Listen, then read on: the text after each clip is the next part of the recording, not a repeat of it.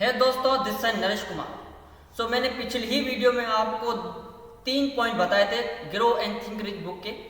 एक desire, imagination and specialise knowledge. मैं आपको उस बुक के पॉइंट बताने जा रहा हूं जो दुनिया की नंबर 1 बुक है, और उस बुक के ऑथर ने अपने 25 साल लगा दिए इस किताब को लिखने में, और बहुत सारे लोगों की जिंदगियां चेंज की इस बुक के थ्रू। इस बुक का नाम है, कैन यू इमेजिन, क्या आप सोच सकते हैं कि वो बुक का नाम क्या है? Think and grow rich book. Can you imagine, Napoleon Hill ने 25 साल अपने लगा दिए लाइफ के इस बुक को लिखने में, और एक एक पॉइंट की रिसर्च की डिटेल में, और ऐसे लेवल के बिजनेसमैन से, सक्सेसफुल लोगों से मिला और इंटरव्यू कंडक्ट किया सिर्फ इस बुक को लिखने के लिए, अपने ड्रीम को अचीव करने के लिए, जो पूरी दुनिया रीड करे और इसको अपनी रियल लाइफ में अप्लाई कर सके। मैं थोड़ा और आपको बताता चलूं कि मैं ऐसे फील्ड के डिफरेंट लोगों से मिला हूं जो अपने बिजनेस को थोड़े ही टाइम में क्विट कर दिया। मैं 10 ऐसे यूट्यूबर से मिला जो 3-4 महीने रेगुलर पूरे एक्साइटमेंट के साथ, पूरे मेहनत के साथ, एफर्ट के साथ काम कर रहे थे, पर उन्होंने आहिस्ता आहिस्ता स्लोली काम करना बंद कर दिया। क्यों? Because he have face challenges. इन्होंने डिफिकल्टीज को फेस किया पर उनका सॉल्यूशन नहीं निकाल पाए, इसी वजह से उन्होंने क्विट कर दिया। मैं कुछ ऐसे ऑनलाइन बिजनेस वालों से मिला हूं जो 3-4 महीनों के अंदर भी उन्होंने बिजनेस क्विट कर दिया, और आज वही लोग 20-25 हज़ार की नौकरी कर रहे हैं। क्या मुझे ये बता सकते हो आपके, अगर आप लोगों का ड्रीम है, डिजायर है किसी चीज में आगे बढ़ने का, वर्ल्ड लेवल पे रिकॉर्ड बनाने का, तो क्या आप उस पर कंसिस्टेंसी के साथ काम नहीं करेंगे? आप लोगों को 100% काम करना चाहिए कंसिस्टेंसी के साथ। अगर आप लाइफ में कुछ करना चाहते हैं, कुछ लाइफ में चेंजिंग ले आना चाहते हैं, तो आपको कंसिस्टेंसी के साथ काम करना होगा। उन्होंने ये क्विट कर दिया, क्यों? बिकॉज उन्होंने हार मान ली। जो इंसान तब तक हार नहीं मानते जब तक आप खुद से हार नहीं मान लेते। जब आप खुद से हार मान लेते हैं तो आप सक्सेसफुल कैसे हो पाएंगे? एक बात याद दिला दूं आपको, quitter never wins and winner never quits. मतलब यह है कि हार मानने वाला कभी जीतता नहीं है, और जीतने वाला कभी हार नहीं मानता। बिकॉज जिन यूट्यूबर से और बिजनेसमैन से मैं मिला था, उन्होंने सिर्फ कुछ चीजों की कमी थी, lack of confidence, lack of persistence, lack of knowledge, lack of learning, जो मेन चीज होती है। और सबसे मेन चीज होती है लैक ऑफ परसिस्टेंस, रेगुलर काम करना अपने ड्रीम्स पे, अपने डिजायर पे। अगर आपके पास डेफिनेट पर्पस है, या डिजायर है, या ड्रीम है, आप उन पे एक्शन लेना शुरू कर दें।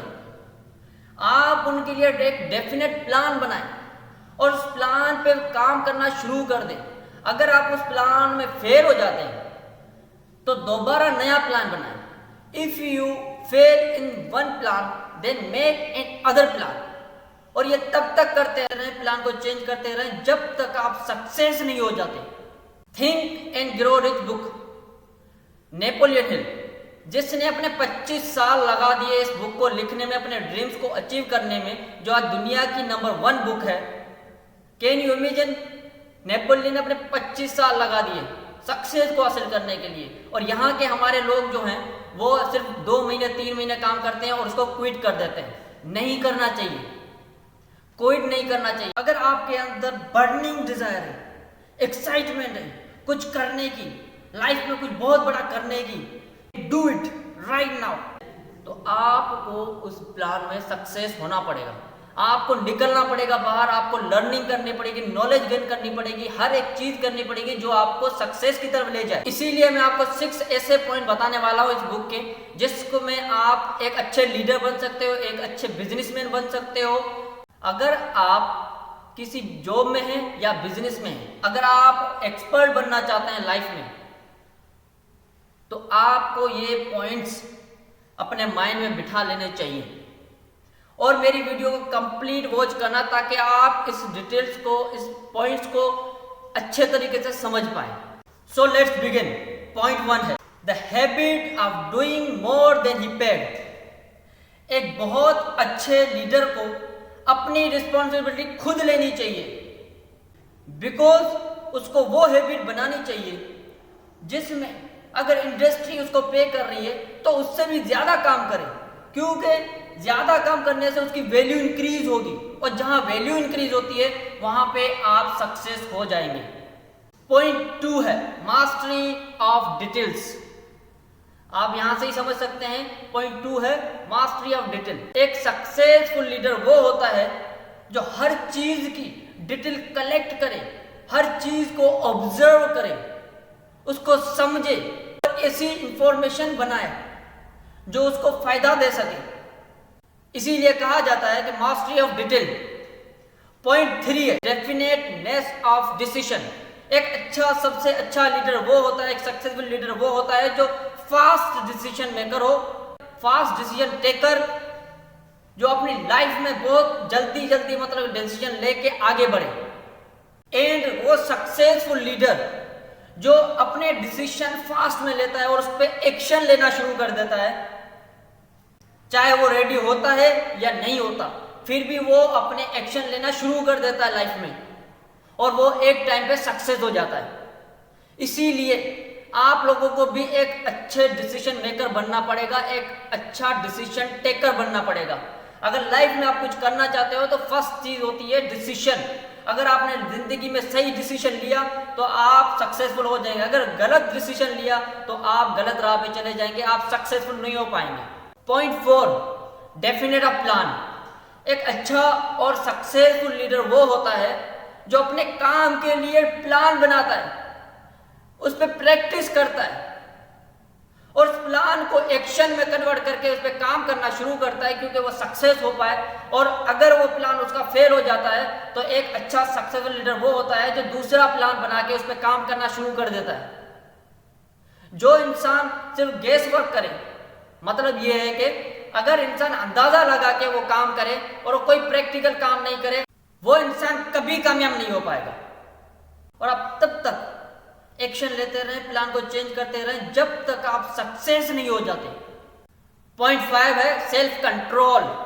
जो इंसान खुद को कंट्रोल नहीं कर सकता वो दूसरों को कभी कंट्रोल नहीं कर पाएगा। जो हमदर्दी नहीं जता पाएगा वो कभी कामयाब नहीं हो पाएगा। दूसरों की सिचुएशन को नहीं समझ पाएगा, दूसरों के प्रॉब्लम को समझ नहीं पाएगा, तो वो कामयाब नहीं हो पाएगा। तो इसीलिए ऑथर सजेस्ट करते हैं कि सेल्फ कंट्रोल, अपने आप को कंट्रोल करना चाहिए और हर एक इंफॉर्मेशन उसको प्रोवाइड करनी चाहिए आगे वाले उसके फॉलोअर्स को, ताकि वो उस काम में एक्सपर्ट बन पाए, लीड कर पाए उसको। एक अच्छा लीडर उसी को कहा जाता है जो अच्छी तरीके से लीड करे, उनको इंफॉर्मेशन प्रोवाइड करे और उनको अच्छी राह पे ले जाए और उनको हर एक इंफॉर्मेशन दे। पॉइंट 6 है कोऑपरेशन, जो मेन चीज है। बिलीव मी दैट, यकीन करें, कोऑपरेशन अगर आपके किसी के साथ भी कोऑपरेशन अगर आपने किसी के साथ भी कर लिया तो वो आपका फॉलोअर बन जाएगा। एक अच्छा और कामयाब इंसान वो होता है जो अपनी लाइफ में कोऑपरेटिव प्रिंसिपल अप्लाई करता है। वो दूसरों की प्रॉब्लम को समझता है और उनको कोऑपरेट करता है और उन्हीं काम के लिए वो उनको इंकरेज करता रहता है और उनको आगे बढ़ाता रहता है, अच्छा लीड करता है। क्योंकि यहाँ पे 2 किस्म के लोग होते हैं, एक होता है लीडर, एक होता है follower. Leader call for power and power call for cooperation. इस दुनिया में 2 किस्म के लीडर होते हैं, एक लीडर ऑफ कंसिस्ट एंड एक leader of force. Leader of consist उसको कहा जाता है जो हमदर्द हो, दूसरे के प्रॉब्लम को समझे और वो सॉल्यूशन अच्छे दे, आगे बढ़ने के लिए इंकरेज करे। This is called off leader of consist. और लीडर ऑफ फोर्स वो होते हैं जो हमदर्दी नहीं जताते, उनको इन्फॉर्मेशन नहीं देते आगे बढ़ने के लिए, इंकरेज नहीं देते, फोर्स करते रहते हैं हमेशा और उनको आगे बढ़ने के लिए रुकावटें पैदा करते रहते हैं और अपना काम निकलवाने के लिए सिर्फ काम करवाते हैं। तो अगर आप अच्छे लीडर बनना चाहते हैं तो आपको लीडर ऑफ कंसिस्ट बनना पड़ेगा, लीडर ऑफ सिंपैथी बनना पड़ेगा, because you have lack of understanding.